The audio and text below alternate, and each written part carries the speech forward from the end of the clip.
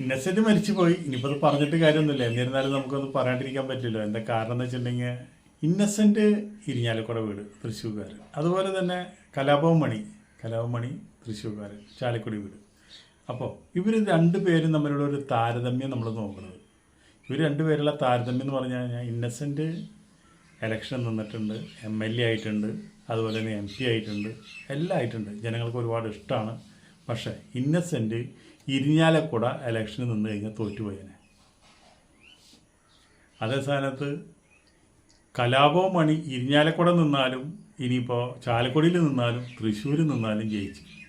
അതാണ് കലാഭവൻ മണിയും ഇന്നസെൻറ്റും തമ്മിലുള്ള വ്യത്യാസം.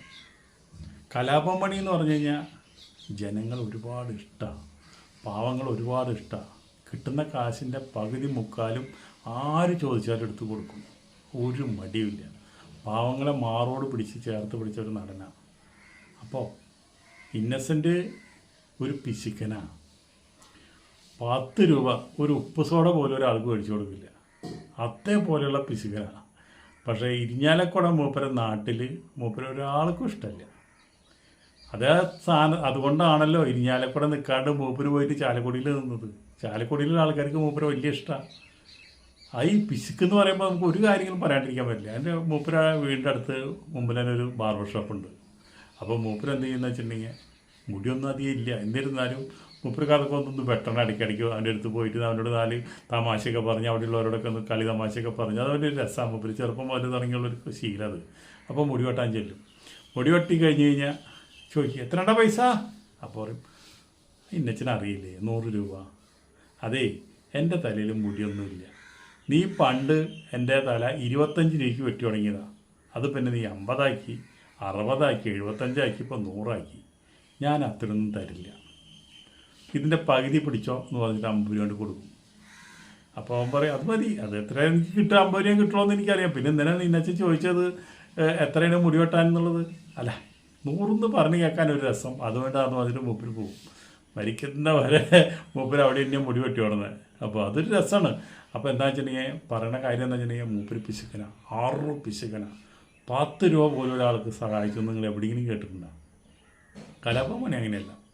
ഇന്നിപ്പോൾ ഒരു പടത്തിൽ മൂപ്പർക്ക് 1 കോടി രൂപ കിട്ടിയെങ്കിൽ ആ 1 കോടി രൂപയിൽ നിന്ന് മൂപ്പർക്ക് എന്തെങ്കിലും പാവങ്ങൾക്ക് സഹായിച്ചാൽ മൂപ്പര് എപ്പോഴും അടങ്ങിയിരിക്കില്ല. അതുപോലത്തെ ഒരു വ്യക്തിയാണ് കലാഭവൻ മണി.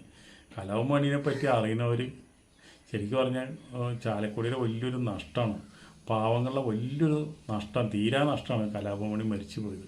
ഏതൊക്കെ ഭാഷയിൽ പോയി അഭിനയിച്ചാലും അവിടെ നിന്നൊക്കെ പൈസ കൊണ്ടുവന്നിട്ട് ആൾ പാവപ്പെട്ടവർക്ക് സംഭാവന ചെയ്യും. വെറുതെ കൊടുക്കണം. ഇനിയിപ്പോൾ ഇങ്ങനെ കാശ് ചോദിച്ചില്ലെങ്കിലും വെറുതെ കൊടുക്കും. കൂട്ടുകാർക്ക് വാരിക്കോരി ചെലവ് ചെയ്യും, കാരിക്കോരി കാശ് കൊടുക്കും. ഒരാൾക്കൊരു ബുദ്ധിമുട്ട് വന്നാൽ എത്ര കാശ് വേണ്ടെന്ന് ചോദിച്ചിട്ടാണ് കാശ് കൊണ്ട് കൊടുക്കേണ്ടത്. എത്ര കല്യാണങ്ങൾ നടത്തിയിരിക്കുന്നറിയാം.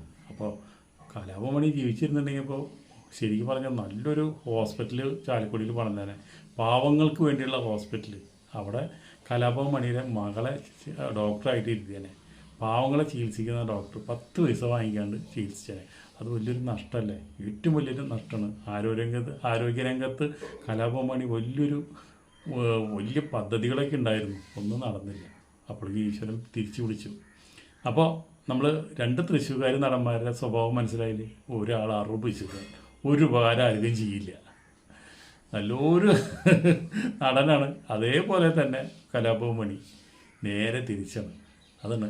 പക്ഷേ കലാഭവൻ മണിയിൽ നിന്ന് അവർ ഇലക്ഷൻ നിർത്തിയില്ല, അത് വലിയൊരു നഷ്ടമാണ്. ഇപ്പോഴാണെന്ന് വെച്ചിട്ടുണ്ടെങ്കിൽ മൂപ്പർക്ക് നിൽക്കാറുന്നു. ഇപ്പോഴൊക്കെ നടന്മാരെ അന്വേഷിച്ച് നോക്കുക ഓരോ രാഷ്ട്രീയ പാർട്ടിക്കാരും.